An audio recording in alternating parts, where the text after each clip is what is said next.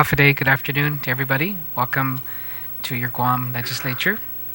We're the Committee on Health, Economic Development, Homeland Security, and Senior Citizen reconvenes this public hearing. The time now is 2:06 p.m. and we're here this afternoon to entertain the nomination of the executive appointment of Mr. Eloy S. Lizama to serve as a general member of the Guam Memorial Hospital Authority Board of Trustees, the executive appointment for Ms. Lillian Perez-Posadas to serve as a nurse member, Guam Memorial Hospital Authority Board of Trustees, and the executive appointment of Ms. Melissa Waibel to serve as a nurse member, Guam Memorial Hospital Authority Board of Trustees. We're also going to be discussing Bill 240-33. I'd like to recognize the Vice Chairman of the committee, Senator Tony Ada, to my right, and also our Chairman of the Committee on Rules and Majority Leader, Senator Respicio. Thank you very much for joining us this afternoon. I'm going to go ahead and I believe those who signed up here signed up for everybody, for all three nominations. So when we do call you up, we can go and give your testimony for all three.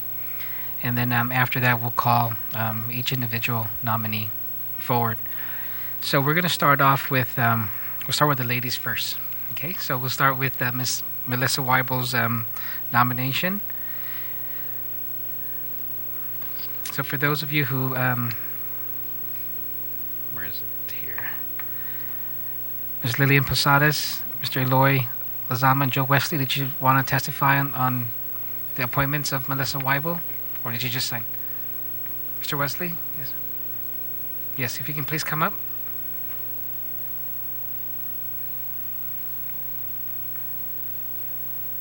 Yes, Melissa.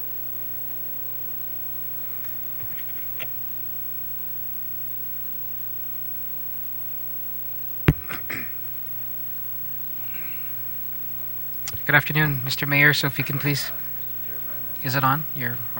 Make sure it's on. There you go. Buenas, Mr. Chairman, Senator Ada, and Senator Respicio. I'm here on behalf also for People's Santa Rita as a former mayor, for my good friend here, I'm going to say my little altar boy when he was growing up, for being to be a member of the board members for Guam Memorial Hospital, and also for Mrs. Juan and Mrs. Perez-Posadas. I know her, but right now just knowing her, but other than that, I hope you guys will support all of them. On behalf also for our hospital, not only Guam Hospital or the People's Hospital, is for all of us. And for confirmation for all three of them, I want to say thank you also for being there for them, and also for the support for the people of Guam. So yes, I am in favor for all three of them, Mr. Chairman and members. Thank you very much, Thank you. Mr. Mayor, for your testimony. Okay, if there's nobody else here, I'd like to call the nominees to please come forward.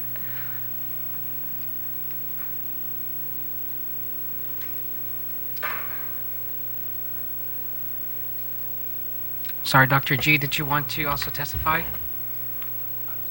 Okay, great. Okay, very good. Thank you. So, Ms. Waibel, we can go and start with you. But first of all, I want to congratulate you for being appointed to the board. Some people may not congratulate you and ask you, what are you doing, right? But I know three of you, some of you more than the others, and I know the background you've come from, and I know your passion and commitment to our people, and now especially to our hospital. So you know that I've always said I've met you when you first were nominated, and I asked for your indulgence as I wasn't moving forward with the confirmation hearing. At that time, we wanted to give the governor, the administration, time to kind of regroup and put a stabilization plan in place. And it seems that with their group, I believe it's the HMAT that they have put together, that we should be expecting a report soon from them. But we feel that it's also a time that your expertise and your contribution now also be put into that mix. With the anticipation of that report, but also with the report that a task force that I put together, which consists of government and private sector professionals who looked at the hospital and really looked at a bigger picture. And so with that and with the HMAT report and the governor's determination to really be able to provide assistance to the hospital, I believe we are on a road to real recovery and to really stabilize our hospital. So I wish you well. And so after your testimony, will of course give an opportunity for any member here to ask any questions. Okay, so we'll start with you, Ms. Waibel. All right. Thank you, Senator Rodriguez and Senator Ada, Senator Morrison, and Senator Respicio for the opportunity.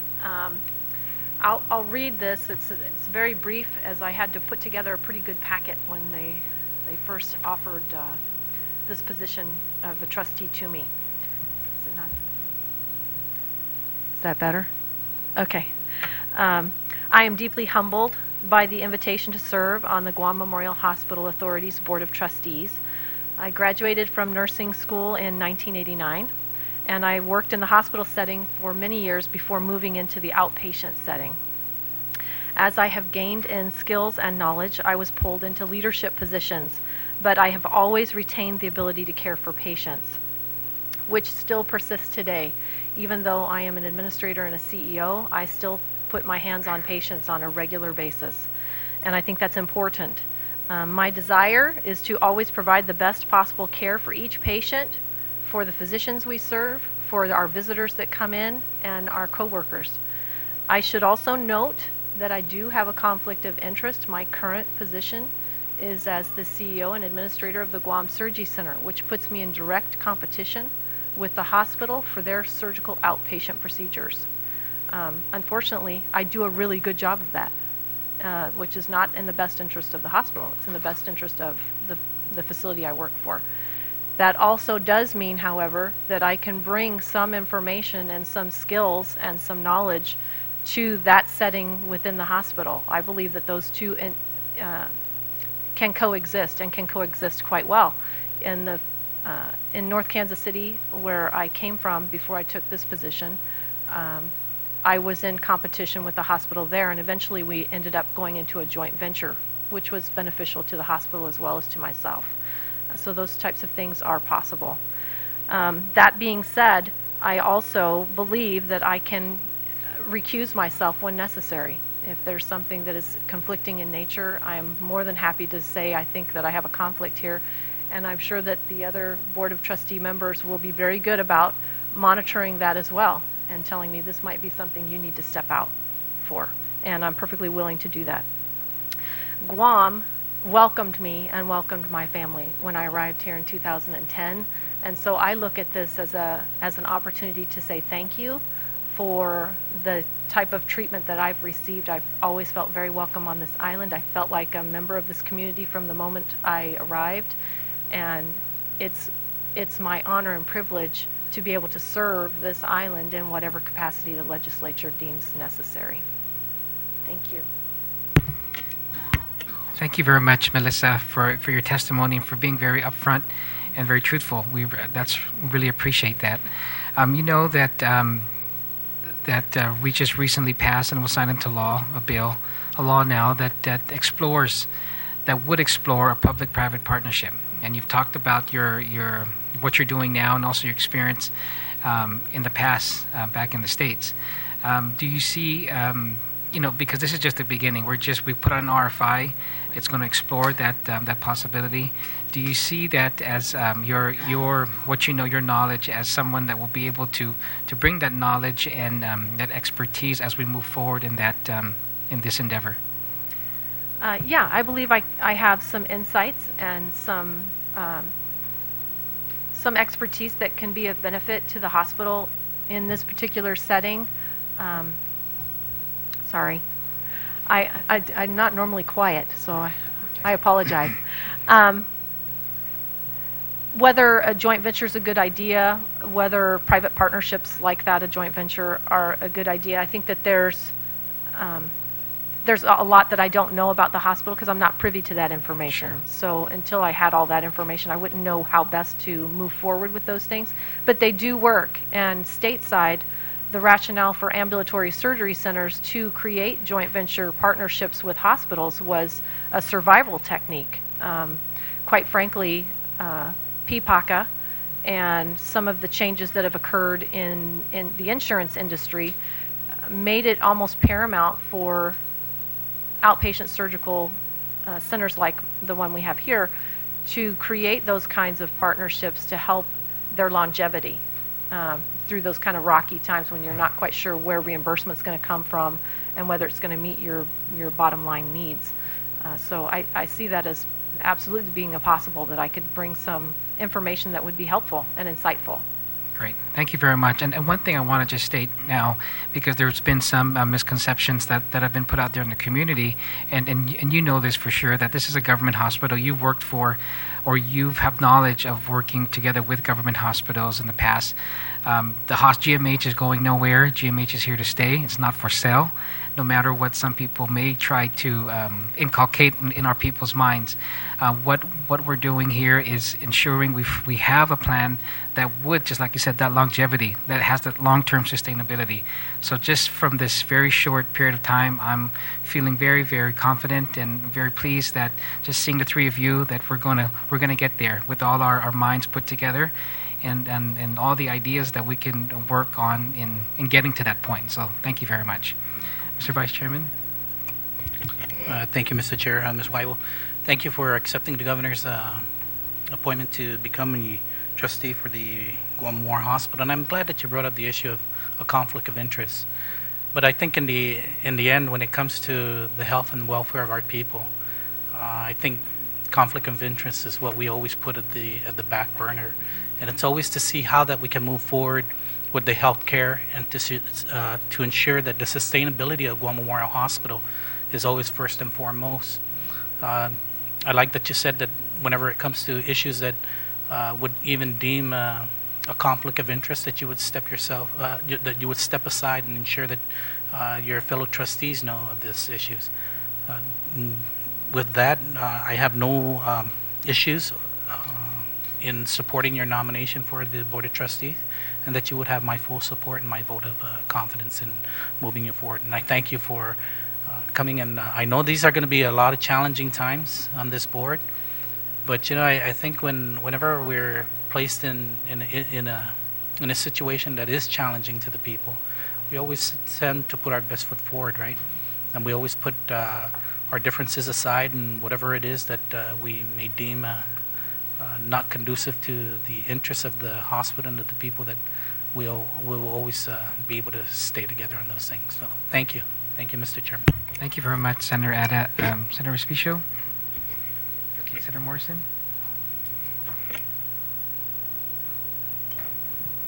Good afternoon. I just want to thank you for taking the time to do this in a very challenging time. And I've met with you several times. Actually, this is through these settings, mainly into roundtable discussions, and I've always appreciated your input, especially to guide us as policymakers with your understanding of this industry and how to make it better. Obviously, this also allows us this process to look through packets, and I know we're focusing on having this confirmation process, but I just want to thank you for your involvement in our community. I know you've been here since 2010, as you stated, but there's many things that you've been involved with in our community directly, and I appreciate your efforts in doing this for our community. I won't go through the whole list. We'll be here for a while, but thank you. Thank you. Thank you. That's very kind. Thank you, Senator Morrison. Well, there's, I think we've exhausted, at least up here, asking you any question. But if you can stick around, and if there's anything that comes up, then we'll come back to you. But you can stay right there. Ms. Posadas, you're up next. Again, just like with Melissa, I want to thank you, congratulate you for being nominated, and say welcome back. You know, you were part of the board that got the hospital accreditation, Yes. and there was good things happening at that time. And so, just like I said, I look at the three of you, and I'm very, very happy and optimistic that we're going to be going to a path that's going to bring us long-term sustainability. And so you have our full support going in, but I'll give you the opportunity now to make any statements. Okay. Well, thank you. I just want to say thank you for giving us this opportunity to engage in a dialogue as far as our role in the Board of Trustees of Guam Memorial Hospital. I used to work there. That was my my regular territory as a nurse, and I'm so glad that Melissa is also going to be appointed and confirmed, because it's great that we have another nursing colleague. We have the knowledge and we think alike as far as nursing colleagues. So I'm really glad that she will be confirmed to the Board of Trustees. I have nothing else. I mean, you have my background. I used to work there. I graduated from the University of Guam, and I've been working for more than 30 years in a variety of healthcare settings, public health, in academia at the University of Guam, and back at GMH, and I retired there in 2006. So very familiar territory there, and very familiar with the issues. And I'm very thankful to be and honored to be given the opportunity to go back and see what I can do to help out. Thank you. Thank you very much, Mr. Lizama. Congratulations as well, and thank you for stepping up for your service. We'll give you the opportunity to make a statement. I want to go on record as saying I'm not a nurse, so I think because of that, I prepared some statements on my behalf, if you would please bear with me. Okay. Good afternoon, Committee Chairman Senator Rodriguez and distinguished senators and guests. My name is Eloy S. Lizama, and I'm here to seek your support and vote of confidence for a seat on the Guam Memorial Hospital Board of Trustees. I was both humbled and honored when called upon by Governor Calvo to consider the position. I need to be upfront and sincere with you. My acceptance of this nomination was neither a quick nor simple yes. Like the rest of our community, my perception of GMH was molded by media reports of severe cash shortfalls, unpaid suppliers, threats of utility disconnections, and lawsuits from the GovGuam Retirement Fund. Coming from the private sector, one could ask why I would consider a position on the board given all of the financial challenges. Before I answer that question, let me give you a brief background of myself. I grew up in Santa Rita, the youngest of 4 children to Eloy and Dolores Lizama. My wife Cecilia and I have been happily married for 20 years, and we are blessed with our son Elijah, who turns 12 next month. My father was a simple man who worked hard all his life.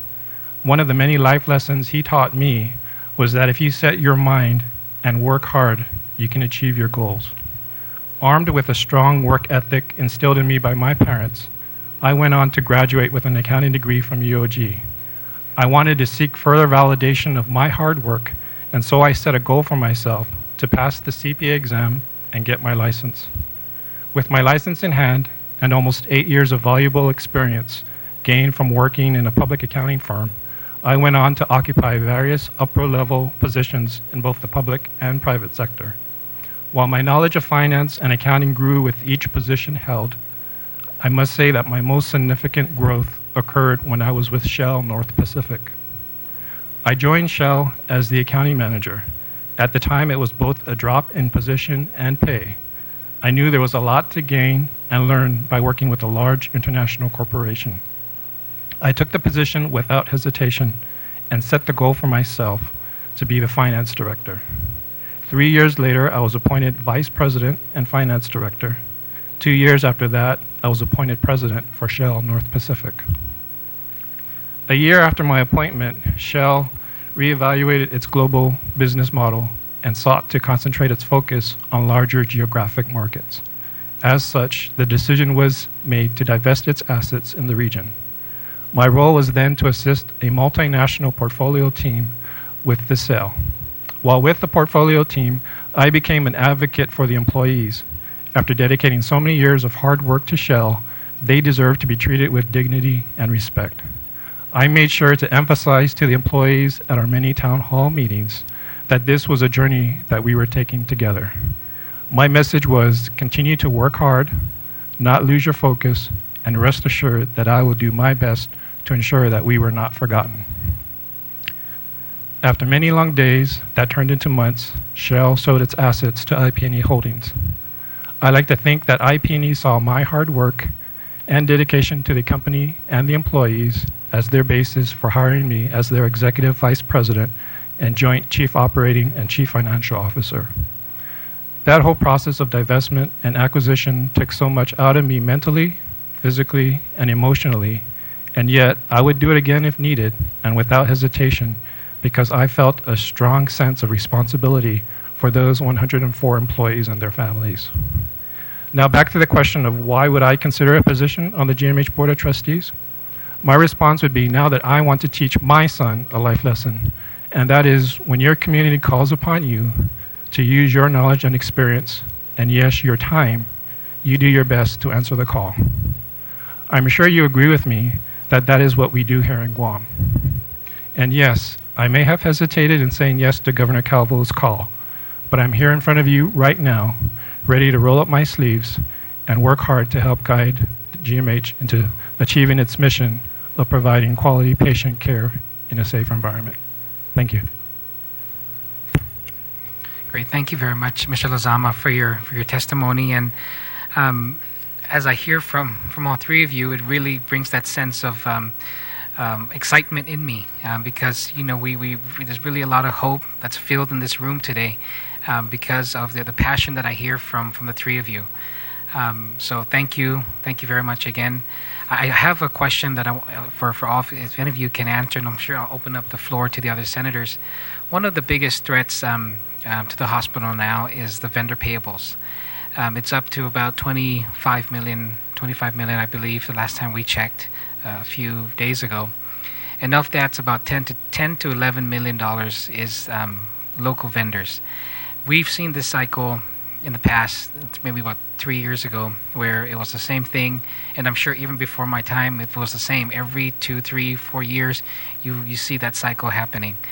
And so we're at that point again now. There was a measure, an option that we put on the table, which was Bill 240, which is also part of what our discussion is today. That would have given would have authorized tax offsets for these local vendors to be able to do a tax offset on what they need to make in terms of their tax payments from what they're owed from the hospital. Unfortunately, there's some concerns that were raised about the potential for us to be jeopardizing some sort of bond covenants that was put forward a few years ago when we did the bonds. And so that's an issue that we're still trying to get legal clarification on, because right now that's the only option on the table. We know the governor has also has suggested financing for vendor payables and other capital improvement projects. That hasn't come forward yet, and we're working together with him to ensure we can get some sort of plan or option on the table. And we're also open to anyone else, any other leader that comes and puts that option or that idea forward. I want to ask from you, how do you plan to address this now, coming in? There's this vendor payables. You're in the private sector.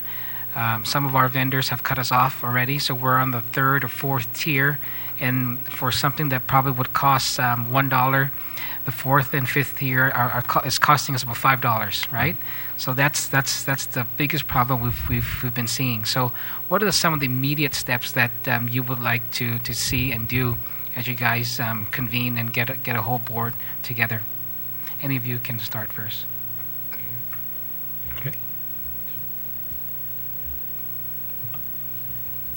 Okay, so that's a tough one. But on the private sector, whenever you have a cash flow problem, the first thing you do is you approach your vendors first instead of letting your vendors approach you, so that they know that there is some good faith here. You've notified ahead of time. And even for the tiers that we're looking out further, those individuals know what it really costs them, and they know what we're able to pay. So what you do is start negotiating with them about what's realistic, what you can realistically accomplish with them. They would rather get some of a debt than none of a debt. So that may be one option in front of us. There are others that we can try and brainstorm for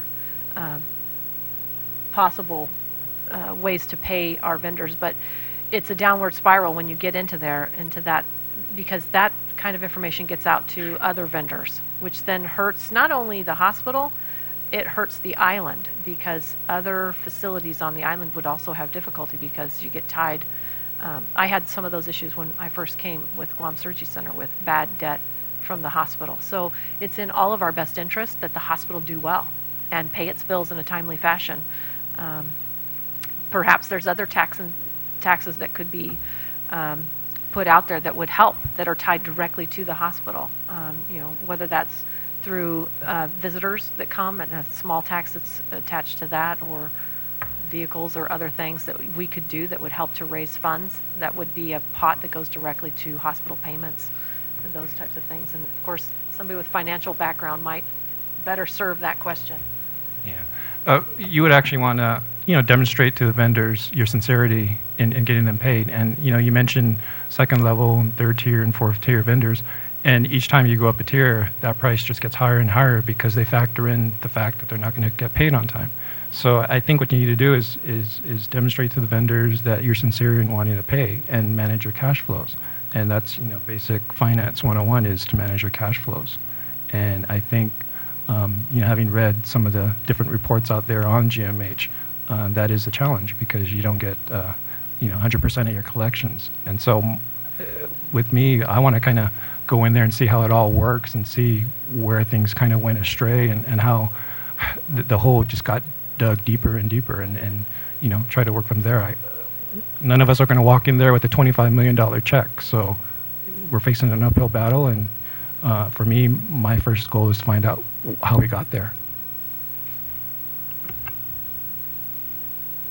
If I may, having worked there, the biggest problem really is whenever patients come into the hospital, and the experience I've had when we had the overflow of neonatal intensive care babies in the nursery, 50% of those babies come from parents who do not have any type of health insurance or any means to pay for the services. So basic business 101, how do you run a business when 50% of your customers don't have the resources to pay for the services that they receive?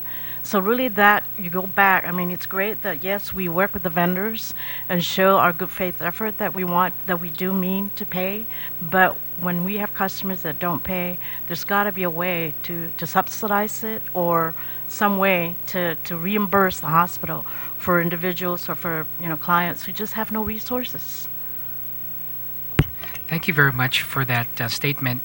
Actually, part of the 10-point plan of the task force that we put together, one of the very important items on that plan is to establish some sort of universal health care, some form of universal health care for Guam. Because you're right, we looked at the big picture, and the problems of the hospital are because people that you serve people there that don't have any means to pay.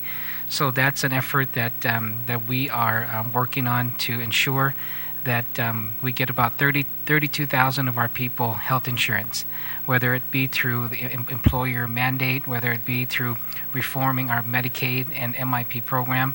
That's an effort that we're pursuing, and look forward to be able to sit with the hospital because that's going to be a big component, information and being able to direct or to make that connection with our insurance plan and getting the hospital paid is very important. So my other question is this partnership with our new private hospital. They're here. They're taking some load off, I believe, of the hospital. Is that can we expect from this board, at least from the three of you here, an expanded relationship with them in terms of working together and seeing how things can work where it benefits the people of Guam? I see it as a joint interest for the overall, services of the island who need hospitalization. It's really a joint interest. I also worked there for a couple of months, but when the governor's office called me to serve on the board, I relinquished that employment there so that I can then serve the Great. board. So, Great. but it is really a joint interest here. Great. Thank Not you so anything in competition, but Absolutely, and that's my position as well. So I'm going to ask that you really strengthen that, because what I'm hearing now is that there's kind of desire to do it, but it's not really happening. That joint partnership between the three hospitals, as a matter of fact, not just the two, GMH and GRMC, but even with Naval Hospital, that is something that really needs to be strengthened. So, okay, Mr. Vice Chair. Thank you, Mr. Chairman. Ms. Posadas, wow, we go way back to Coach Posadas' days and being part of the water crew at FD. But it's nice to see that you were part of the team that brought our hospital to accreditation after many, many, many years of being unaccredited. And it's nice to see you here forward now to help bring our hospital back up into days where we can say that we're looking at stability in our hospital and people can have confidence in the care and that is given there at the hospital. So it's really nice to see that you're here and supporting that mission. And just like Ms. Waibel, you have my full support and you have my vote of confidence moving forward. Mr. Lizama, it's like glasses, right? You see things with a new set of eyes. And I think that's what you bring to the table, is a new set of eyes coming out from a different work background. And I know it's going to be a lot of challenges ahead, but the way how the three of you just how we're going to address one issue, when the chairman brought up his question about with the debt of $25 million debt and how you guys just looked at it, I was just sitting up here saying, wow, we got someone who's been there and people that are just coming in now. And when we bring all these great minds together to try and look for a solution to how we can address the issue, it just goes to show that your hearts have always been in the right place, and I feel that you guys are the best for this position. And Mr. Lizama, you have my full support and you have my vote of confidence too, sir. So thank you to all three of you for accepting the governor's nomination. Thank you, Mr. Chairman. Thank you very much, Senator. Senator Respicio. Thank you very much, Mr. Chair. I waited to the end to join the list and chorus of congratulations and appreciation to Governor Calvo for recognizing three very strong individuals such as yourselves to join the cadre up there at the Guam Memorial Hospital. You're certainly going into an organization that needs a lot of help, not because they don't have the quality professional people that they have there now. They do. The people at GMH, it goes without saying, the doctors, the nurses, the administrative staff, the administration, they are all very highly qualified, and knowing the individuals there, you certainly can agree with what I'm saying. Unfortunately, they're in a part of a structure that, for lack of a better word, needs to be restructured. You pointed out that the Guam Memorial Hospital is our only civilian hospital, and individuals cannot be turned away for treatment that's necessary. So they become self-pay. Who cannot pay, then they become indigent. And so hence the $26 million liability that's there. And it's revolving. Once, soon as the legislature finds a way to appropriate money or identify a funding source to GMH, that $25 million liability goes down, but it goes right back up again. And over the years, we've uncovered that maybe there are things that GMH can do in-house to improve collections, and it would start with improving the billings.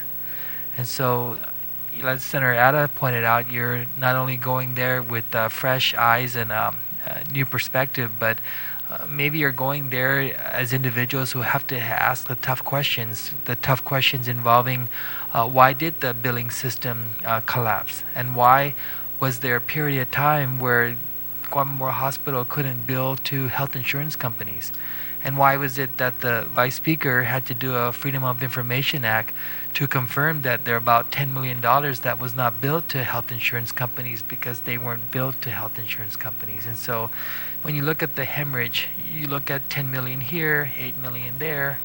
The fact that there's a 6% savings when health insurance companies pay on time. Take a look at that as board members and see if that's really necessary. I know the health insurance companies have defended that, saying that from time to time they've infused money into GMH even before they billed.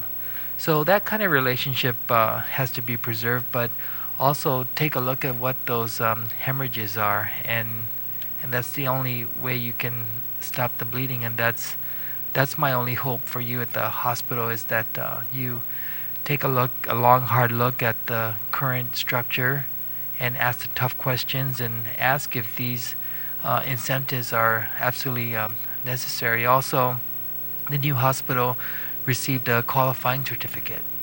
And so I know we want to have a good relationship with the new hospital, but we also want to make sure that they're being held to task with respect to what kind of breaks that they got for the break that they got.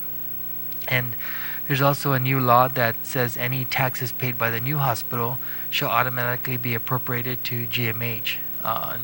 So that tax revenue, take a look at those instances where the laws require the money go to GMH, and for some reason it's not going to GMH. There's funding sources that through the chairman's efforts been identified to give direct revenue to GMH, and I don't know if they're current. Last we checked, they're kind of behind.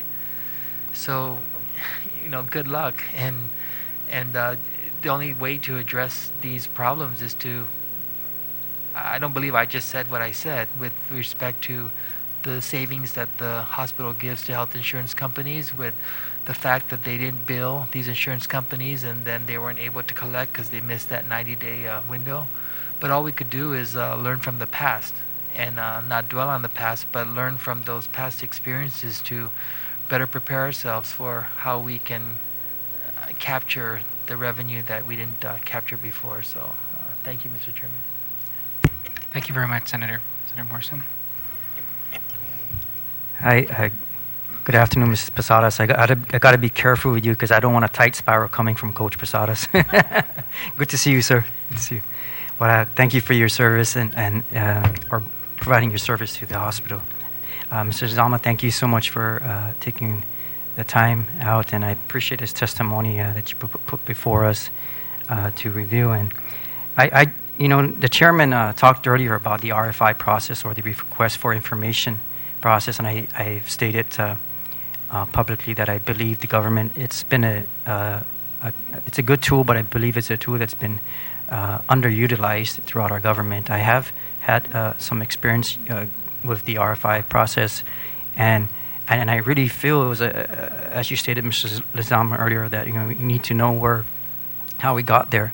But with the RFI process, I felt it was necessary, and I supported the chairman in this effort, because I really believe I don't know where to begin with the hospital. So it will be something at least to provide not only this committee but yourselves some guidance going forward on how to proceed with whatever is necessary to move the hospital forward with these challenges.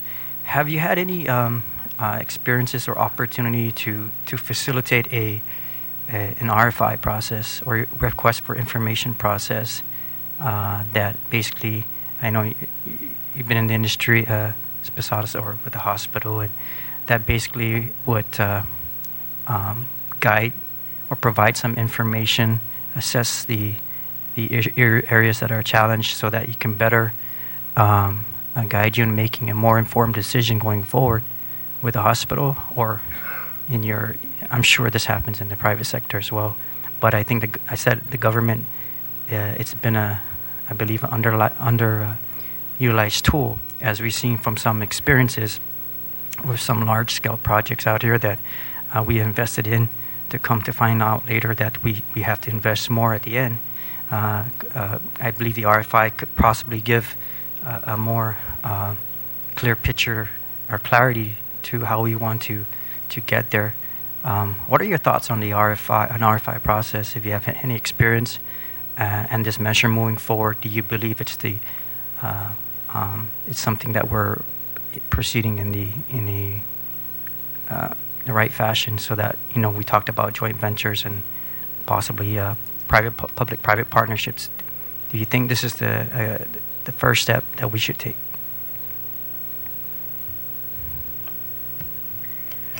For me, without knowing what some of the other information is, data collection is always good. It's never going to hurt you to get more information on what's out there, what's possible. We don't have to reinvent the wheel either. There's a lot of other hospital systems that have had similar situations that this one has and have come out ahead, and others who have not. And so going out and getting data is always really helpful. It doesn't mean it fits this microcosm, because Guam is very different from any place else. But the more information we have, and that information gathering is going to be really beneficial to us to be able to review and see what. None of us sees everything, so it's really nice to have other insights that come into that. We all have different perspectives and different backgrounds, and we look at things in a different way, and hopefully other information is going to fill in holes that we didn't see either. So I think that's beneficial in the long run. Even if we don't take information in that and run with that, it's still going to provide a basis for building what information we have to try and move forward to provide the best possible hospital for Guam and its people that could be developed anywhere, because that's my hospital too. I'm going to have to go there for care also, so I want the best people, the best resources, the best things available, and it's an uphill battle. We all know that. I would love to say we're going to walk right in there and next month everything's going to be great, but there's going to be a lot of blood, sweat, and tears before we even see positive movement when you're getting in a hole that's that big. And unfortunately, I do have experience with being in holes and getting out of them. They're not comfortable, and in general, they take longer than what you really planned for, because there's always glitches that come up. That's just my take. As a board member, former board member, there are subcommittees before the general board meetings. And so in those various subcommittees, we then get information that we need in order to make a decision as far as what the issues are, to present then to the bigger body of the board. So data information, it's always readily available when we request for it as board members. I've had experience with RFIs when I was with Shell. When we announced the plan for divestment, it was interesting. We had companies from Singapore, Hawaii, Australia, and even China express interest in the company. And it was when you engaged these other companies and you realized that, the decision to leave Guam wasn't exactly a bad decision, because you had another company out there who had a different business model and made it work. And when IP&E Holdings acquired Shell, both Shell and IP&E Holdings are now better companies because of that. Otherwise, if Shell would have stayed here, we'd be kind of like GMH, trying to find money to reinvest in our assets and trying to make the business model work. And with the RFI, we actually realized that there's another way to do things. All right, thank you for this response. I just wanted to get your thoughts on this. We just wrapped up in the last session with that issue, and it was a very great dialogue for me. And I believe it's, even for me and myself, I would like to know through this RFI process, exactly where some, what's out there really. What's out there that can best serve our hospital. But you'll have my full support. I'm very encouraged seeing this panel before us, and I look forward to working with you. Thank you very much, Senator Morrison. Again, thank you. I just have a few more items that I'd like to leave with. I'm going to ask and request, at least of you three, that I know it's a policy board, right? And we've seen in the past how some of the members really have, we're not as aggressive and not really exerted themselves. I'm asking for you at this time with the present situation with GMH, that you be that aggressive policy board member and you exert yourselves, because that's what's needed now.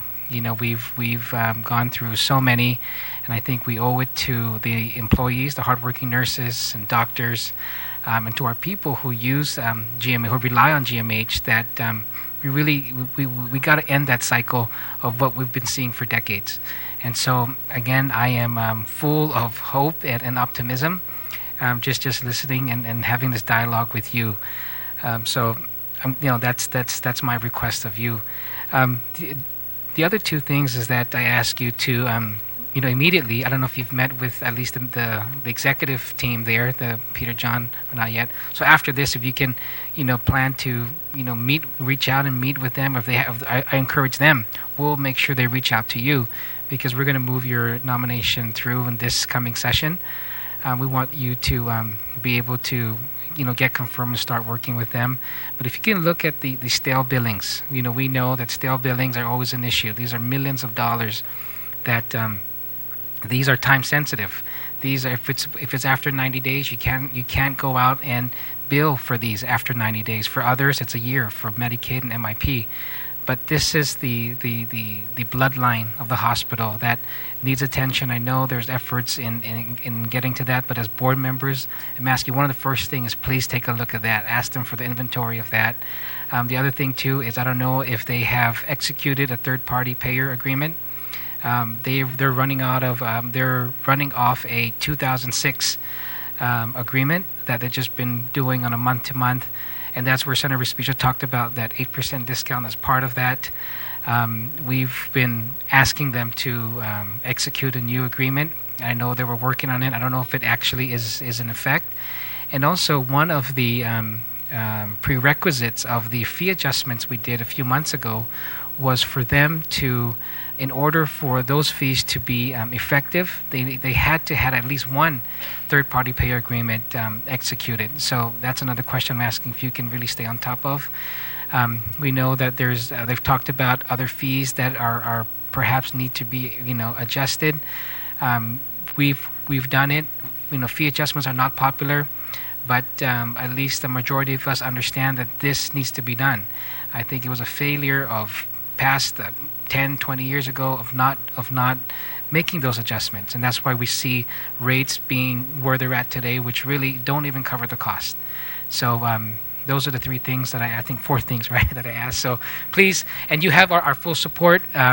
We look forward to having this regular meetings and dialogue with you, and as of course with the other board members. I think there's about 3 other board members that are. There's Sharon Davis, Dr. Santos, Dr. Terlahi, Val Paris, of 4. So they're there, and so again, congratulations, thank you, and Viva GMH. Thank you.